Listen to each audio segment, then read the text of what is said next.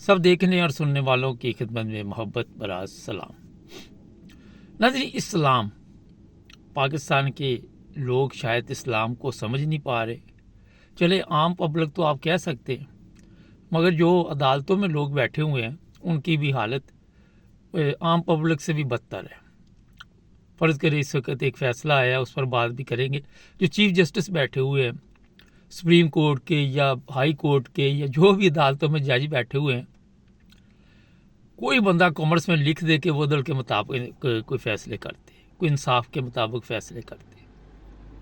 आपको कोई ऐसा फ़ैसला नहीं मिलेगा पाकिस्तान की तारीख़ का जो अदल पे किया गया।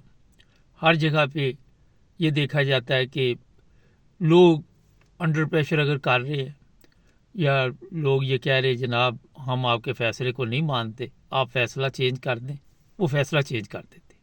जो फजल रहमान ने पिछले दिनों आपको पता ही है कि जो इससे पहले चीफ जस्टिस सुप्रीम कोर्ट थे, उनको उनके चैम्बर में जाके वो जो मुबारक सानी वाला फ़ैसला था उसे चेंज करवा दिया था। तो वहाँ पे फ़र्दी तौर पर अगर आपके पास पावर है तो अदालत की कोई अहमियत नहीं है, और ना ही अदालत इसलिए बैठी हुई हैं कि कोई लोगों के फ़ैसले वो करें। ये जी गोजरा का केस है, और केस ये है कि काफ़ी बड़ी ज़मीन है वहाँ पे रकबे के हिसाब से, और दादा की वफ़ात होगी। वफ़ात के बाद जो सामने आई है चीज़ वो ये है कि एक जो दादा का बेटा था वो अहमदी, और जो उसका भतीजा है वो अहमदी नहीं है। उसने मकामी अदालत में ये केस डाला कि क्योंकि ये गैर मुस्लिम है मेरा चाचा, और इसको इस जायदाद में से जो मेरे दादा की है हिस्सा नहीं मिलना चाहिए। मकामी अदालत ने ये फ़ैसला उसके लड़के के हक़ में कर दिया कि ठीक है ये गैर मुस्लिम है, इसे हिस्सा नहीं मिलना चाहिए। फिर चचा ने इस उम्मीद से कि शायद ये जज जो है इसमें इतनी अक्ल नहीं होगी, ये इस्लाम को नहीं समझ पा रहा, वो उसको क्या पता कि पूरा मुल्क ही जो है उसको समझ नहीं आ रही इस्लाम की, और उसने हाई कोर्ट में ये केस दायर किया, अपील की कि मेरे साथ ज़्यादती हो रही। अब वहाँ से जो फ़ैसला आया वो भी सेम वही, उन्होंने रिजेक्ट कर दी वो अपील के जो फ़ैसला मकामी अदालत कर चुकी है वही चलेगा। अब मेरे इल्म में ये नहीं है कि ये चचा जो है बाद में अहमदी हुआ या पहले अहमदी था, लेकिन सवाल ये है कि मुसलमान तो किसी का हक़ नहीं खाता। मुसलमान कोई भी है सबसे पहले वो देखता है कि ये अव्वल तो आपको बहुत चांदी मिलेंगे, किसी मज़हब किसी फ़िरके में कोई ढूंढने से मिलेगा कोई बंदे का पुत्र, वैसे बड़ी मुश्किल हो जाता है आजकल के दौर में।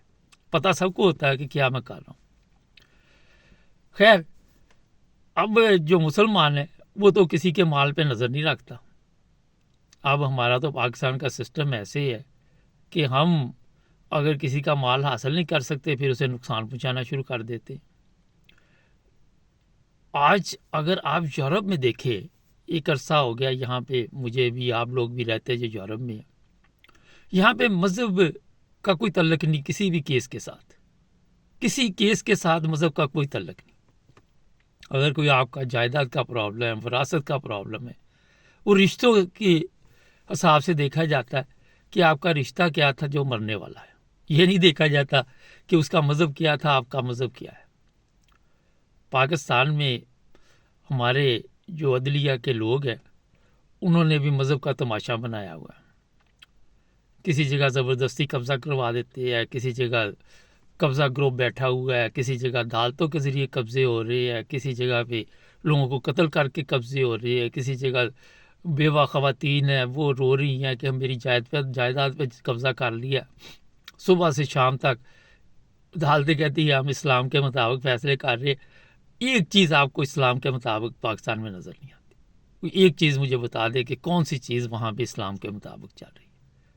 हर वो गुनाह वहाँ पे हो रहा है, रिश्वत, चोरी, डकैती, हरामखोरी, कौन सा काम है जो वहाँ पे नहीं हो रहा। मस्जिदें हैं वहाँ पे वो वीरान पड़ी हुई, मौलवी है वो अपने कारोबार में लगा हुआ है, सियासतदान है वो अपने कारोबार में लगा हुआ है, जज है अपने कारोबार में लगा हुआ है। अदालतों में 20-20 साल तक फैसले नहीं होते, 28-28 साल बाद लोग कहते जी हमें 3 दफ़ा کہا گیا کہ سزائے موت ہے، بعد میں اس کی پتہ چلا کہ یہ تو بے گناہ تھا، اصل مجرم پکڑا گیا۔ جج ہیں وہ پکنک منانے عدالتوں میں آتے ہیں، کسی نے بھی لاء نہیں پڑھا ہوا، کسی نے نہیں اسلامی کتابیں پڑھی ہوئی کہ اسلام اس میں کیا کہتا ہے۔ کوئی ایسا کیس بھی آپ کے سامنے نہیں آئے گا جس میں نہ تو پارلیمنٹ کے لوگوں کو اسلام کا پتہ اور نہ یہ پہلا جو چیف جسٹس تھا اس کا بھی آپ کو پتہ ہی ہے کہ اس کو کتنا اسلام کے بارے میں علم تھا، جو سپریم کورٹ کا۔ یہ جج آپ نے اکثر دیکھا تماشبینی میں ان کی ویڈیو نکلتی رہتی ہے اور یہ بکتے ہیں جس طرح دوسرے سیاستدان بکتے ہیں، یہ جج بھی بکاؤ مال ہے۔ اگر دیکھا جائے تو جس طرح کے یہ فیصلے کرتے ہیں اس کی وجہ سے دنیا ان کو کس نظر سے دیکھتی ہے، ان کی حالت کیا ہے، کون سے نمبر پہ یہ عدالتیں آ رہی ہیں، اور جو آئین انہوں نے تبدیل کیا ہوا ہے اس آئین کا انہوں نے کیا حال کیا ہوا۔ فرض کرے اس آئین میں اگر لکھا ہوا کہ احمدی اقلیت ہیں تو اس کے بعد سارا دن ایک دوسرے کو کافر کہتے رہتے ہیں، ایک دوسرے کو کافر کے فتوے دیتے رہتے ہیں، اور اسی کا سہارا لے کے یہ ان لوگوں کی جائیداد بھی ہڑپ کرتے ہیں، ان کی مساجد کو بھی نقصان پہنچاتے ہیں، ان کی قبروں کو بھی نقصان پہنچاتے ہیں۔ اگر انہوں نے اسلام پڑھا ہو، انہیں اسلامی تعلیمات کا علم ہو تو میرا خیال ہے پھر یہ سارا کچھ نہ ہوگا۔ فرض کرے جی یہ تو پاکستان ہے، کسی دوسرے اسلامی ملک میں بھی آپ کو اس طرح کا فیصلہ نظر نہیں آئے گا، کسی دوسرے ملک میں بھی اس طرح کا آئین نظر نہیں آئے گا جہاں پہ کسی کو اقلیت قرار دیا۔ کوئی ایسا ملک نہیں ہے۔ کئی جگہ پہ پاکستان کے علماء جا کے دباؤ ڈالتے ہیں، ان کو کہتے ہیں یہ قوانین بناؤ، یہ کرو، وہ کرو، اور وہ کئی جگہ پچھلے دنوں ہندوستان میں بھی اس طرح علماء نے طوفان برپا کیا ہوا تھا۔ اب ایک سوال ہے، ہندوستان میں مسلمان بھی رہتے ہیں، ہندو بھی رہتے ہیں، سکھ بھی رہتے ہیں، کوئی مذہب بدل لیتا ہے تو کیا اس کی عدالت جو ہے وہ یہ فیصلہ کرے گی کہ اس نے مذہب بدل لیا، اسے وراثت میں حصہ نہیں ملے گا؟ تو یہاں سے اپنی عدالتوں کی جہالت کا آپ کو اندازہ ہو جانا چاہیے کہ ہمارے جو جج ہیں کیوں ان کی عزت اور مقام ختم ہو چکا ہے، کیوں لوگ ان کو گالیاں دیتے ہیں، لوگوں کے اوپر جب جھوٹے مقدمات بناتے ہیں کیوں لوگ ان کو اس وقت یہ کہتے ہیں کہ انصاف کرو، یہ انصاف نہیں کرتے۔ کل ہی میں دیکھ رہا تھا عمران ریاض کا، کہتا مجھے 5 مہینے انہوں نے جانوروں سے بدتر سلوک کیا اور باندھے رکھا، اور کسی عدالت نے نہیں آ کے میرے سے پوچھا، یا کسی جج نے یا کسی پولیس والے نے یا کسی ادارے نے کہ آپ کے ساتھ ہوا کیا ہے۔ یہ حالت ہے اس ملک کی کہ میڈیا بھی بتا رہی ہے، بندہ بھی غائب ہے، عدالت کہہ رہی ہے کہ بندے کو ڈھونڈو کہاں سے، مگر اس کے باوجود آپ دیکھتے ہیں کہ عدالتیں بے بس ہے، کچھ نہیں کر پاتی۔ تو یہ جو فیصلے کیے جاتے ہیں اس طرح کے، اور کیا میسج دیا جاتا ہے اپنے معاشرے میں، وہ آپ کو اب اچھی طرح معلوم ہو چکا ہے۔ منافقین ہیں بیٹھے ہوئے عدالتوں میں، ان کو قوانین کا، اسلامی قوانین کا، اب کہتے جی یہ انگریز کے قوانین ہے، تو انگریز نے کہاں لکھا ہوا کہ کسی کی جائیداد میں سے حصہ نہ دو؟ یہ بتاؤ مجھے۔ انگریز تو یہاں سب کی جائیداد جو وراثت میں ہوتی ہے اس کے مطابق جو بھی ہوتا ہے اس کے مطابق ملتا ہے اس کو، جو بھی یہاں کے سسٹم میں ہوتا ہے، یا کوئی وصیت کر جائے اس کے مطابق ہوتا ہے۔ تو انگریزوں سے آپ نے کیا سیکھا؟ اسلامی ممالک سے کیا سیکھا؟ پاکستان کی جو حالت آپ نے کر دی آپ کے فیصلوں نے، جس جگہ پہ انہوں نے پہنچا دیا، شرم کا مقام۔ یہ جو ہائی کورٹ کے جج بیٹھے ہوئے ہیں، ان سے بندہ پوچھے کہ آپ لوگ کس چیز کی تنخواہ لیتے ہیں؟ آپ کو مسلمان کی تعریف کا پتہ ہے کہ مسلمان کی تعریف کیا ہے؟ آپ کو یہ پتہ ہے کہ نبی پاک صلی اللہ علیہ وسلم کی تعلیمات کیا ہے؟ کسی چیز کا ان کو علم نہیں، دور دور تک ان کا کوئی لین دین نہیں ایسی چیزوں کے ساتھ۔ یہ وکلا ہوتے ہیں، پھر یہ پہلے وکلا بن کے یہ لوٹ مار کرتے ہیں، جھوٹ کو سچ اور سچ کو جھوٹ کرتے ہیں، اس کے بعد یہ عدالتوں میں بیٹھ جاتے ہیں، وہاں پہ یہ بکتے ہیں، ان کے سودے ہوتے ہیں۔ جیسے معاشی منڈی ابھی کچھ عرصہ بعد بقرہ عید آئے گی، 2-3 ماہ بعد یا جتنی دیر بعد، وہاں پہ وہ جس طرح منڈی لگتی ہے وہ لوگ آ کے جانور خریدتے ہیں، اسی طرح ان کی حالت ہے۔ جانور تو بے زبان ہوتا ہے وہ تو چلو، مگر یہ بھی مردے ہیں عدالتوں میں بیٹھے ہوئے۔ लाशें बैठी, ये लाशें जो बेकार बैठी हुई है, ना इनको एहसास है। एहसास सबसे पहले चीज़ होती है। ना इनको ये पता है कि इस्लामी तालीमात क्या है, ना इनको ये पता है कि कवानीन क्या है। आइन में आपने तब्दीलियां कर कर कर कर कर कर कर कर आइन का क्या हाल कर दिया। अंदाज़ा लगाएं कि कितना जुल्म किया जाता है और फिर आइन का और कवानीन का सहारा लिया जाता है, अदालतों का सहारा लिया जाता है, बेगुनाह लोगों को जेलों में बंद किया जाता है। ये तो इनकी तो जायदाद गई है। ये तो ऐसे बदबख्त बैठे हुए कि बेगुनाह लोगों को सजाए मौत दे देते हैं, जान से मार देते हैं। ये कातिल बैठे हुए हैं अदालतों में, कत्ल का तरीका वारदात इन्होंने लहदा ढूंढा हुआ है। और इनके नज़दीक इंसान की कोई कदर नहीं है। किसी दौलतमंद को बताएं मुझे आज तक सजा हुई, ये सिंध में कितने वाक़यात होते रहते।